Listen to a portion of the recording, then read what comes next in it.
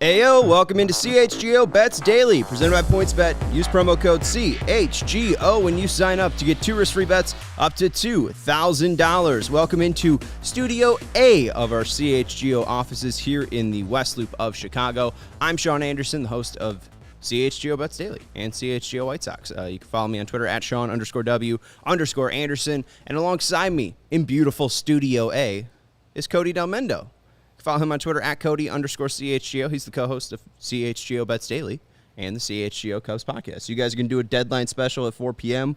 We're doing a deadline special at 4 p.m. Are we going to fight out? Are we going to fight it out on, who gets Studio A? Oh, you guys get it. It's only 2 of us. It's only Herb and I. Oh, okay. And you guys, I see Corey over there. Right. Well, I was looking forward to maybe Luke and Herb, getting in a little tussle or something. Yeah, can we do 5? Have we ever done a 5-er? Cannot do it, no. Cannot do a 5-er? Physically, it does not handle 5. Corey could sit on my lap. I think he's the smallest. Yeah. I don't know. I think we're just going to probably separate it because you guys are going to be a little bit sadder. A little more gloom. It also makes sense for I'll be us angry. to be out here. We're going to be the Cubs are going to make the most moves probably in that last hour. So at least that's what it seems, right? I want you to be wrong. I want you to be so wrong, but I hate that you're going to be right. This is the Cubs World Series. The last hour of the trade deadline in 2022 is the Cubs World Series. This is their future. The future of the franchise is really shaped on what happens in the last hour of this deadline. This is where Jed Hoyer carves his future, my friend. This is where he writes his own story, Yes. He separates his own path from Theo Epstein. Absolutely. Basically just, clearing everybody from that team, everybody that has a connection to Theo Epstein. Maybe not every single person. There's probably some prospect out there, but it is crazy, a moment for you guys. And this is a crazy moment for the Sox fans, too, because if they don't make this team better and they don't make the Central, or they don't win the Central, heads will roll. Mobs might be formed. This is going to be a real ugly baseball season unless things start turning around. If you guys get a great haul, I think fans will be happy. But, again, you're also going to be sad no matter what. And I heard Ian Happ speak on 670 The Score today. He was sad about it. I felt for the guy almost enough where I just want the White Sox to kind of trade for him so he doesn't have to move away from Chicago. I don't know. But I'm very indifferent about that possibility. Okay. All right, we'll see. We'll see what happens. All right. Well, at least you're indifferent and not against it. What would I give up for Givens? I would give up my left kidney just to get anything. Honestly, at this point, just give me anything, Jack. Appreciate it though. I like Givens. From my perspective, I'd take maybe a high A power arm down there that maybe hasn't fully worked out with the Sox, but has some sort of upside, because that's the kind of trades that the Cubs made last year for Chafin and Tepera. They were able to get guys with high upside, but were low on they were low in the system for you guys. First off, pretty sure Vera is I don't think he's I think he's high A, all right? So that's, you said A, let's not Vera just yet. I thought Kelly, but still Kelly I think is Kelly two prices. That's a top 10 guy for Givens. That really hasn't been the market just yet. So I think, there's guys out there that could be of that ilk, but it's just weird that Givens has been pretty quiet that market, and it's not it'd be weird to keep Givens at this point. Givens might be more valuable than Robertson at this point. Givens hasn't given up a run since sometime in June. Well, and I think most people like me think that Robertson's going to break down. This is his first time being good in 3 years, and he's a pitcher, and especially with what we just saw with Kerry Kimbrell coming to the South Side, he broke down very easily. So I don't know if I like the old guys, but let's get away from trade deadline talk. We're gonna have a whole hour of it. Could I give you guys one nugget first? Yeah. Luke Voigt is going to the Nationals instead of Eric Hosmer after he declined his part of the deal. So that's gonna be the last piece, I guess. Okay. Sucks for Luke Voigt, man. Yeah, that sucks for Luke Voigt, but that team gets better. Yeah. Or that trade at least gets better for them. I like Luke Voigt better than Eric Hosmer taking on that trade. Yeah, that's true. So that gets better for the Nationals. So shout out to Eric Hosmer and saying hell no to accepting that trade to Washington. Funniest stuff. Yeah. So we're talking Heisman Trophy winner today. Let's talk Heisman. We did a college football outrights yesterday. If you haven't listened to it, go check it out. It's kind of why we've been doing a lot of futures lately, just to allow people to go back and listen to previous shows. They call it evergreen content. Yeah, there you go. There you go. So let's talk about we still do our like big three. We're doing it in the second half of the show. Right. And we're probably going to win a ton of money. If you haven't seen or been watching, I'm basically a millionaire, close to it. You're on a hot streak, right? No. Okay. So, the vibes are good. Let's go to the Heisman odds and the top favorites. You got CJ Stroud out of Ohio State at plus 275, Bryce Young from Alabama at plus 350, Caleb Williams out of USC at plus 800, Quinn Ewers at plus 2,500 from Texas. Hey, Joey, we're talking about Quinn Ewers. Then out of Tyler Van Dyke out of Miami at plus 2,500, and Will Anderson, the defensive lineman from Alabama at plus 2,500. I would love to talk about Will Anderson Heisman, and he is clearly like the best player right now in college football. Thank you. He's the best player in college football right now. Likely going to be a number one pick when he comes out, maybe top three, outside of quarterback, because quarterback's the most valuable position. I just don't see it happening. Only guy to ever do that, or recently, is Charles Woodson, and that was before I was born. I think it was before you were born, or you were watching college football at that point. I was alive in 1997. Okay, all right. You probably weren't watching a ton of college football at that point. So I think we could stay away from Will Anderson, unfortunately. But who do you like on that list? We've talked a little bit about Alabama's great power, but Lincoln Riley going over to USC in the Pac-12 for a year. Maybe Caleb Williams. I don't know. Who you like on that list? Well, I don't like Bryce Young. He just won it last year, and like no one has won it back-to-back. I was trying to find out who did, if anyone ever has. I know Tebow has. Yeah, was it Tebow? People definitely have. Okay, well, it's not a normal thing. I know Tebow. He won back when I was in like high school, so I guess it's been a decade. But I don't know. In recent years, it hasn't happened. So I'm not really high on Bryce Young. Kind of like Caleb Williams. Joining up with his old coach Lincoln Riley at USC. No, Tebow never did it. My bad. I was gonna say I didn't. I was looking at the list. I didn't see Tebow twice. So I think he was the youngest because he was a sophomore. But yeah, that's on me. But I do like Stroud. He had a really good year last year. Ohio State, like we talked about yesterday, has a really good chance to, be a, one of those Final Four teams for the national championship.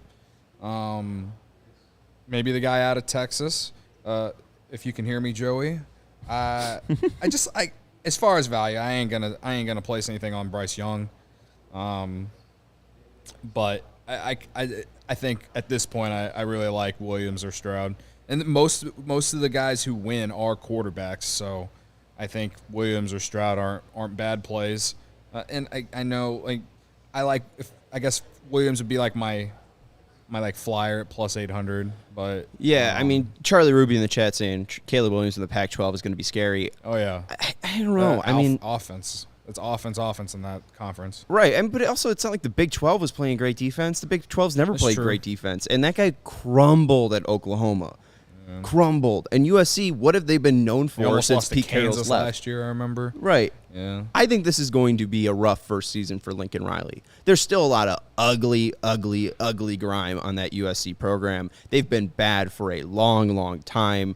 And I mean, at least for USC standards. I mean, they have not seen a bounce back. Maybe this is them turning into Alabama. Maybe he's their Nick Saban, but I don't even think Saban had a good first year at Alabama. I mean, it takes time to at least turn over the product there. And I understand, Caleb Williams, people like him as a prospect. People like him as a player. They've liked him since high school. But watching him at Oklahoma last year, I mean, that was ugly football. Yeah, sometimes, yeah.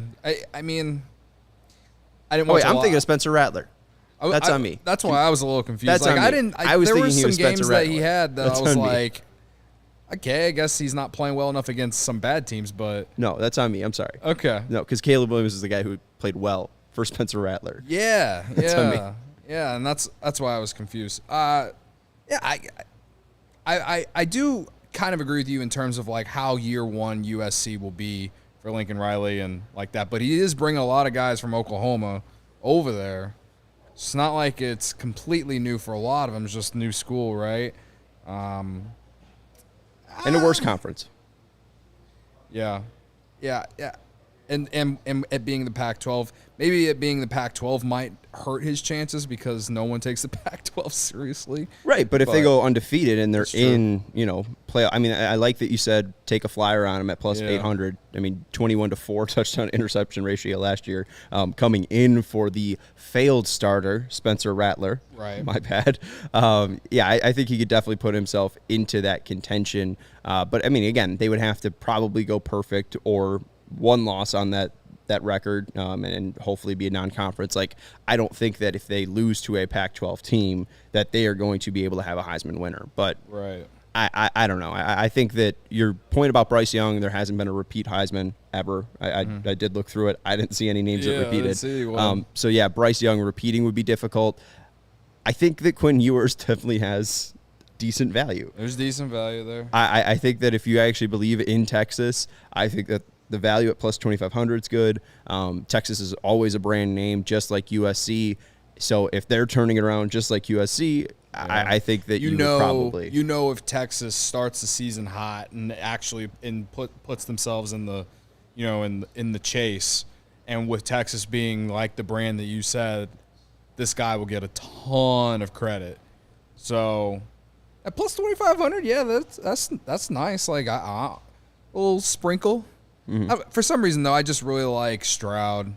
Plus 275, like Ohio State. They're going to go through these. They're going to do what they do in the Big Ten every year, man. After a down year last year to Ohio State standards, they are going – I will be shocked if they do not go undefeated and just roll through the Big Ten. I mean, Michigan is going to be good, but they're outside of last season, we talked about it yesterday. Like, they are what they are, so – Hey, I mean, our guy Steven mentioned J.J. McCarthy out of Michigan. Let's hear it. What's the odds? Maybe he's able to turn around. I see some sites have it at like plus 9,000. I'm trying to see. Oh, J.J.'s at plus 8,000 on PointsBet. So, I mean, if you're really feeling Michigan. I'm just saying the guy once won a state championship game with a broken throwing hand that he had before the game even started. Like Greg Jennings, man, putting the team on his back. Guy's a gamer. He's a gamer. He is a gamer. All right, let's talk about PointsBet, our favorite sports betting app. The best way to support CHGO is to download the PointsBet app and use code CHGO when you sign up.